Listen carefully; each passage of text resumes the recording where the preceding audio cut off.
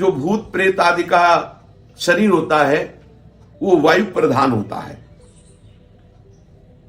ये मनुष्य शरीर में किसी भी द्वार से प्रवेश कर सकते हैं, आंख से, कान से, त्वचा से, किसी भी द्वार से प्रवेश कर जाते हैं और ये प्रवेश करके मनुष्य को बहुत क्लेश देते हैं। जब किसी के इस शरीर में प्रवेश होते हैं तो इनका वास होता अहम की वृत्ति में। मैं इसमें तो जीवात्मा वास करता, तदात्म भाव जीवात्मा करता है उस अहंकार में, मैं में। लेकिन उस अहम की वृत्ति में ये प्रेत जाकर के अपना वास बना लेता है और वहीं से वो समस्त इंद्रिय आदि पर शासन करता है। वो जैसा चाहता है वैसा व्यवहार उससे कराता है, इंद्रियों को अपने अनुसार चलाता है। फिर वो प्रेत कभी कभी कर्मों का भोग प्रकट होने पर एक शरीर में कई प्रेत आकर के वास कर देते हैं और उसको महान कष्ट देते हैं। पर यह है कि भूत प्रेत सबको नहीं सताते। ये स्वतंत्र नहीं कि जिसको बनाया उसके ऊपर चढ़ गए, उसे क्लेश देने लगे। इनके ऊपर शासन, ये मनमानी नहीं कर सकते। भगवान भूतेश्वर के शासन में संपूर्ण सृष्टि के भूत रहते हैं और जब किसी जीव का वैसा कर्म बिगड़ जाता है तो उसको दंड देने के लिए वो छूट दे देते हैं, तो वो प्रेत उसके ऊपर चढ़ जाता है, उसको वैसी ही बुद्धि दे दी जाती है। बुरी दशा आने के पहले बुद्धि बदली जाती है। वो जाएगा, पीपल के नीचे पेशाब कर देगा, श्मशान में ऐसे समय में जाएगा, संध्या काल, मध्याह्न काल, मध्य रात्रि, या संयोग वशात कर्म के अधीन होकर के वो प्रेत उसके सामने आएगा, वो उससे बोल देगा, कोई ऐसी घटना घटेगी, वो अपवित्र होगा, वो उसके शरीर में चढ़कर उसे क्लेश प्रदान करेगा। पर एक पक्का समझ लीजिए, कोई भी प्रेत स्वतंत्र नहीं है कि जब वो जिसको चाहे सता दे, ऐसा नहीं है। आपका जब कर्म बिगड़ेगा, आप अपवित्र होंगे और ऊपर से भूतेश्वर का इशारा होगा, तब वो भूत आकर के आपको दंड देगा। ऐसे स्वतंत्र योनि नहीं तो फिर क्या है, जब जिसको चाहे वो परेशान करे, किसी के शरीर में जाकर के खूब खाए पिए और तो बड़े आनंद का विषय, फिर उसको दंड का। भूत योनि में जो जीव जाता है जलता रहता है। यद्यपि इतने समुद्र नदी आदि हैं, वो जल नहीं पी सकता, कितने वृक्षों में फल नहीं खा सकता, कितना भोजन दुकानों में है वो एक चख नहीं सकता, खा नहीं सकता, वो भूखा प्यासा चिल्लाता रहता है। जब कोई ऐसा पापात्मा, मलिन, अपवित्र शरीरधारी और ईश्वर का इशारा होता है, उसके कर्म बिगड़े हुए जो सामने शरीरधारी आया, तो इशारे पर फिर उसके शरीर में पहुंचता है, फिर उसको जो जल आदि मिलता है उससे वो तृप्त होता है।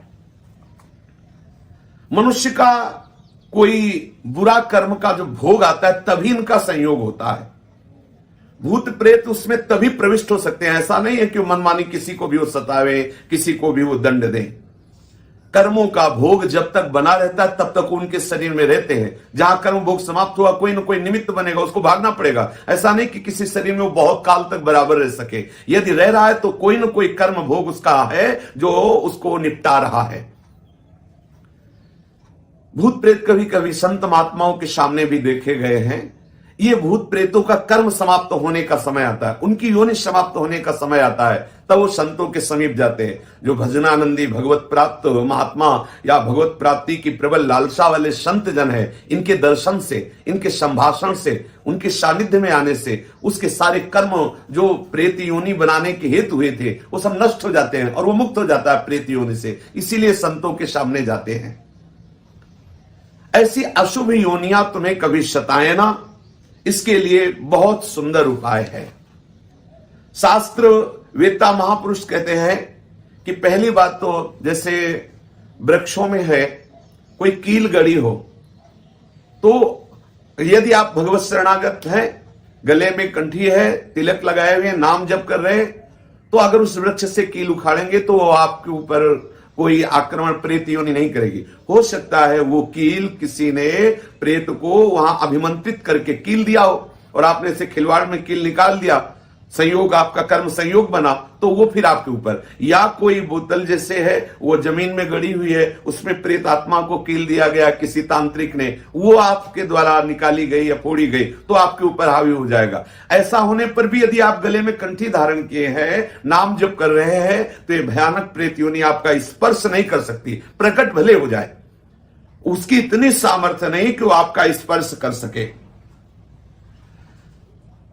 प्रेत योनि तभी आक्रमण करती जब आप अपवित्र होंगे, मुंह जूठा होगा, आप अपवित्र होंगे, आप भगवत विस्मरण किए होंगे, गले में कंठी नहीं होगी, आप भगवत आश्रित नहीं, तभी ऐसा होता है। यदि किसी को ऐसा लग रहा हो कि उसे प्रेत बाधा सता रही है, प्रेत बाधा क्लेश दे रही है किसी को भी, तो एक बहुत सहज उपाय है, हमारे शास्त्रवेत्ता महापुरुषों ने वर्णन किया है। यदि हम भगवत चरणारविंद का आश्रय ले लें और ये वचन बिल्कुल पक्के विश्वास पूर्वक मान लें, यदि भागवत महापुराण का उसको श्रवण कराया जाए, वो निश्चित प्रेत का भी उद्धार हो जाएगा और जिसके शरीर पे प्रेत आया होगा वो प्रेत बाधा से मुक्त हो जाएगा। जो पुरुष एक श्लोक याद कर ले भागवत का, कृष्णाय वासुदेवाय हरये परमात्मने प्रणत क्लेश नाशाय गोविंदाय नमो नमः, सामने आपके चाहे जितना भयानक प्रेत हो टिकेगा नहीं। श्री कृष्ण का वाग्मय स्वरूप, महामंत्र स्वरूप श्रीमद् भागवत है। एक श्लोक, आधा श्लोक यदि आप उच्चारण करते हैं तो कोई भय आपके सामने टिक नहीं सकता, कोई बंधन आपको बांध नहीं सकता। आप उच्चारण करके तो देखिए, आप रट करके तो देखिए। भगवान नाम कीर्तन ये महामहिमामय साधन है। कोई भी भूत प्रेत पिशाच ब्रह्म राक्षस ये आपका स्पर्श नहीं कर सकते। यदि तुलसी धारण किए हो, गोपाल शास्त्र नाम याद है आपको, विष्णु शास्त्र नाम याद है आपको, श्रीमद् भागवत के कुछ श्लोक याद है आपको, तुलसी सेवा करते हैं, शालिग्राम सेवा करते हैं, ठाकुर सेवा करते हैं, हरिचरणामृत पीते हैं, गंगा जल पीते हैं, यमुना जल आचमन करते हैं, पवित्र रहते हैं, किसी की भी ताकत नहीं है। भगवान नाम कीर्तन करने वाले को कोई सामर्थ्यशाली त्रिभुवन में नहीं जो परास्त कर सके। इसलिए जीवन का परम लाभ श्री हरि चरणों का आश्रय लेकर शरीर को पवित्र रखो, खूब भगवान नाम चिंतन करो, शास्त्र विहित कर्म करो, सबको सुख पहुंचाने की चेष्टा करो, तो ये जो दुर्गति है इससे बच जाओगे। ये जो महान क्लेश देने वाले घातक अशुभ विनायक है इनसे आप बच जाओगे। भगवान नाम महामहिमा में गरज रहा है, खूब नाम कीर्तन करो, प्रभु के आश्रित रहो, यही जीवन का परम आनंद है। श्री राधा वल्लभ लाल की जय।